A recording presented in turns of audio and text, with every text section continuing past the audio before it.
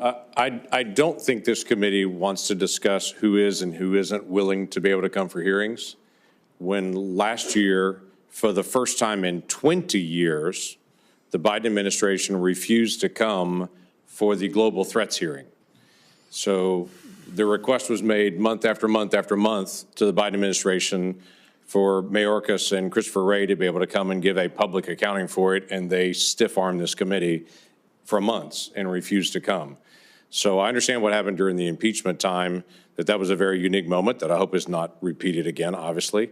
But this committee certainly has not had response from the Biden administration actually coming and appearing before this committee or delivering documents. Well, Senator Lankford, I hope that you will recognize that I called that out very aggressively. Oh, you did? I have been consistent in that. It's not, I was way out front in calling that was wrong. 100%. And I was grateful for that. I was just saying that's not just a moment to say this happened once during the Trump administration. This is a challenge. And I would just follow on with it's us against them. We are the legislature, all right? The ambition to pit ambition against ambition was us against them, not Republican against Democrat, us against the executive. So while I'm going to vote for Russell Vought, I want him to correspond with us. And if we ask for records, I'm going to ask with you. Yep, totally agree. So let me do blitzkrieg through some different topics here. GAO does a high-risk list. Do you all evaluate that? Do you go through that? Is that meaningful to you? Because what I asked GAO to do years ago was to take their high-risk list and to split it. Executive branch can do this on their own. The legislative branch have got to be able to act on this. They do that now and split it. So we each get our to-do list on that. Is that important to you as you go through it? Absolutely, yes, sir. Okay, that's helpful because we're both going to have quite a list on this. I have a question on E-Verify. This should not be a challenge, but it has been a challenge and has been over multiple administrations. The law requires E-Verify be used for federal contracting and for primes, subprimes, and all that. But GAO has looked at this year after year and has determined no one's really checking it. So no one's asking the next question, are they really using E-Verify? Sometimes they do on the primes. But then all the subprimes that they use, no one's really asking. There is, without question, we have under federal taxpayer dollars contracts being used right now where the folks that are doing it are not legally present in the United States. I think most people would be really shocked by that. We also have asked the question on OTAs and those other transactional agreements, are we checking E-Verify for that? And the answer we got was kind of a sheepish no. We kind of treat those differently. So if an OTA is used, no one is asking on E-Verify on it to be able to verify if folks with American taxpayer dollars are actually Americans. So while we talk about buy American for products, we're not always hiring American, even in the United States on that. How does that get fixed?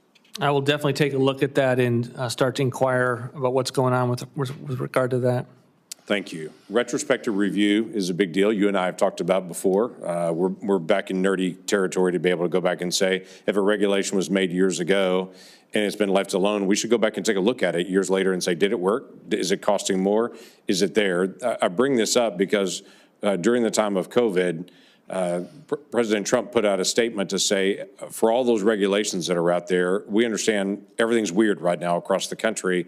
We got to figure out how to still be able to process and do work, and we got to figure out the regulations. Somehow, as a country, we survived with relaxed regulations on it. I think there's a need to be able to go back and do a regulatory review and to say what regulations were relaxed at that time that we later learned, the country still works with that.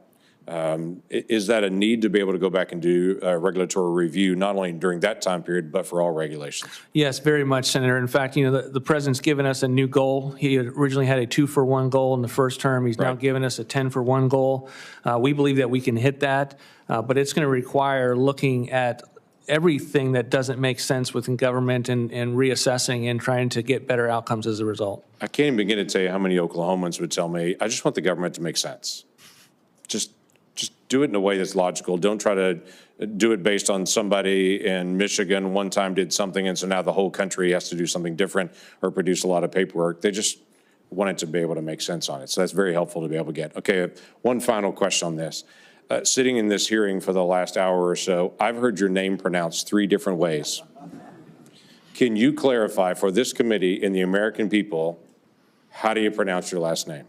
I appreciate that question very much, Senator. It is, believe me, I've heard all of them growing up. It is Russell Vought. Okay.